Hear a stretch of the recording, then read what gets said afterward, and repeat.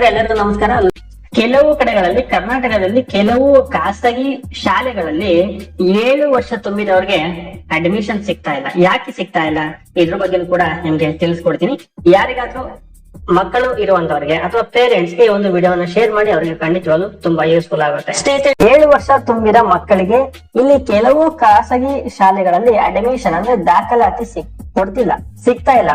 ಅಂದ್ರೆ ಪ್ರೈವೇಟ್ ಅವರು ಅಡ್ಮಿಷನ್ ಕೊಡ್ತಾ ಇಲ್ಲ. ಯಾಕೆ ಸ್ನೇಹಿತರೆ? ನಿಯಮದ ಪ್ರಕಾರ 1ನೇ ತರಗತಿಗೆ ಅಂದ್ರೆ 1ನೇ ಕ್ಲಾಸ್ಗೆ ಅಡ್ಮಿಷನ್ ಆಗ್ಬೇಕು, ಪ್ರವೇಶವನ್ನ ಪಡಿಬೇಕು ಅಂದ್ರೆ ಆ ಮಗು 5.5 ವರ್ಷದಿಂದ 7.5 ವರ್ಷದ ಒಳಗಡೆ ಪ್ರವೇಶ ಪಡಿಬೇಕು. ಅದು ನಿಯಮ ಇರುವಂತದ್ದು. ಆದ್ರೂ ಕೂಡ ಶಿಕ್ಷಣ ಹಕ್ಕು ಕಾಯ್ದೆ RTE ಪ್ರಕಾರ 7 ವರ್ಷ ತುಂಬಿದ ಮಕ್ಕಳಿಗೂ ಕೂಡ ಪ್ರವೇಶ ಕೊಡಲು ಅವಕಾಶ ಇದೆ, ಪ್ರವೇಶವನ್ನ ಕೊಡಬಹುದು. ಆದ್ರೆ ಕರ್ನಾಟಕದಲ್ಲಿ ಕೆಲವು ಖಾಸಗಿ ಶಾಲೆಗಳಲ್ಲಿ, ಎಲ್ಲ ಅಂತ ಹೇಳಕ್ಕಾಗಲ್ಲ, ಕೆಲವು ಖಾಸಗಿ ಶಾಲೆಗಳಲ್ಲಿ 7 ವರ್ಷ ತುಂಬಿದ ಮಕ್ಕಳಿಗೆ ಪ್ರವೇಶ ಕೊಡ್ತಿಲ್ಲ, ಅಂದ್ರೆ ಅಡ್ಮಿಷನ್ ಕೊಡ್ತಿಲ್ಲ. 7 ವರ್ಷ ತುಂಬಿ 2 ದಿನ 3 ದಿನ ಆಗಿದ್ರು ಕೂಡ ಪ್ರವೇಶ ಅಂದ್ರೆ ಅಡ್ಮಿಷನ್ ಕೊಡ್ತಾ ಇಲ್ಲ 1ನೇ ತರಗತಿಗೆ. ಯಾಕೆ? ಕಾರಣ ಏನು ಅಂತ ಇಲ್ಲಿ ಹೇಳೋದಾದ್ರೆ, ಸೆಂಟ್ರಲ್ ಸಿಲೆಬಸ್ ಇರುವಂತ ಸ್ಕೂಲ್ಗಳಲ್ಲಿ, ಅಂದ್ರೆ ಸೆಂಟ್ರಲ್ ಸಿಲೆಬಸ್ ಸ್ಕೂಲ್ಗಳಲ್ಲಿ 1ನೇ ತರಗತಿಗೆ ಅಡ್ಮಿಷನ್ ಅಂದ್ರೆ ಪ್ರವೇಶ ಪಡಿಬೇಕು ಅಂತಂದ್ರೆ 6 ವರ್ಷ ವಯೋಮಿತಿ ನಿಗದಿ ಇರುವಂತದ್ದು. ರೂಲ್ಸ್ ಪ್ರಕಾರ, ನಿಯಮದ ಪ್ರಕಾರ 6 ವರ್ಷ ವಯೋಮಿತಿ, ಅಂದ್ರೆ 6 ವರ್ಷ ಆಗಿರ್ಬೇಕು. 7 ವರ್ಷ ಕಂಪ್ಲೀಟ್ ಆದ್ರೆ, ಅಂದ್ರೆ 7 ವರ್ಷ ಆ ಮಗುಗೆ ತುಂಬಿದ್ರೆ ಆ ಮಗು 2ನೇ ತರಗತಿ ಪ್ರವೇಶ ಪಡೆಯಬೇಕು. ಸೊ ಈ ಕಾರಣಕ್ಕೆ 1ನೇ ತರಗತಿ ಪ್ರವೇಶವನ್ನು ನೀಡಲು ಸಾಧ್ಯವಿಲ್ಲ ಅಂತ ಇಲ್ಲಿ ಖಾಸಗಿ ಶಾಲೆಗಳು ಹೇಳ್ತಾ ಇರುವಂತದ್ದು. ಅಂದ್ರೆ ಖಾಸಗಿ ಅಂದ್ರೆ ಸೆಂಟ್ರಲ್ ಸಿಲೆಬಸ್ ಇರುವಂತ ಸ್ಕೂಲ್ಗಳಲ್ಲಿ ಒಂದು ನಿಯಮ ಇರುವಂತದ್ದು. ಆ ಮಗು ಏನಾದ್ರೂ 6 ವರ್ಷ ಆಗಿತ್ತು ಅಂತಂದ್ರೆ ಅದು 1ನೇ ಕ್ಲಾಸ್ಗೆ ಅಡ್ಮಿಷನ್ ಪಡಿಬೇಕು. 7ನೇ ವರ್ಷ ಆಗಿತ್ತು ಅಂತಂದ್ರೆ ಆ ಮಗು 2ನೇ ತರಗತಿಯಲ್ಲಿ ಅಂದ್ರೆ 2ನೇ ಕ್ಲಾಸ್ಗೆ ಅವನು ಅಡ್ಮಿಷನ್ ಆಗ್ಬೇಕು.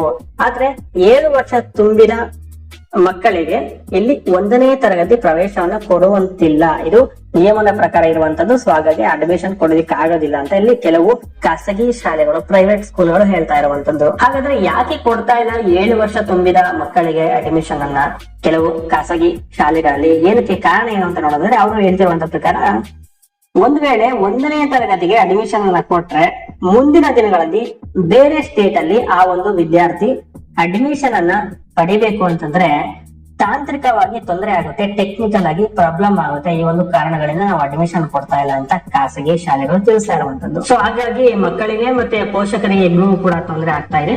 ಆದ್ರೆ ಇಲ್ಲಿ ಶಾಲಾ ಶಿಕ್ಷಣ ಇಲಾಖೆಯ ಆಯುಕ್ತರು ಏನ್ ಹೇಳ್ತಾ ಇದಾರೆ ಅಂತಂದ್ರೆ, ರಾಜ್ಯದ ಯಾವುದೇ ಮಗುವಿಗೆ ಯಾವುದೇ ಕಾರಣಕ್ಕೂ ಕಾರಣ ನೀಡಿ ಶಾಲಾ ದಾಖಲಾತಿ ಅಂದ್ರೆ ಅಡ್ಮಿಷನ್ ಗೆ ಪ್ರವೇಶವನ್ನ ನಿರಾಕರಣೆ ಮಾಡುವಂತಿಲ್ಲ, ಅಂದ್ರೆ ರಿಜೆಕ್ಟ್ ಅನ್ನ ಮಾಡುವಂತಿಲ್ಲ.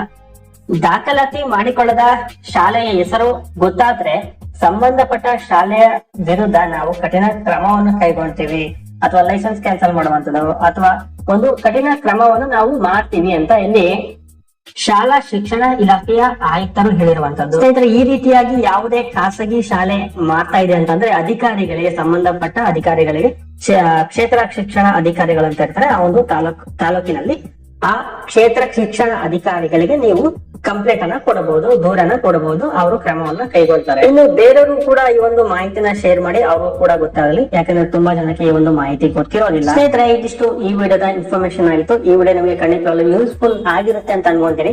ಇದೇ ರೀತಿಯಾದಂತಹ ಮುಂದಿನ ಇನ್ಫಾರ್ಮೇಶನ್ ವಿಡಿಯೋ ಜೊತೆ ಸಿಗ್ತೀನಿ. ಅಲ್ಲಿವರೆಗೂ thank you so much. Thank you for watching.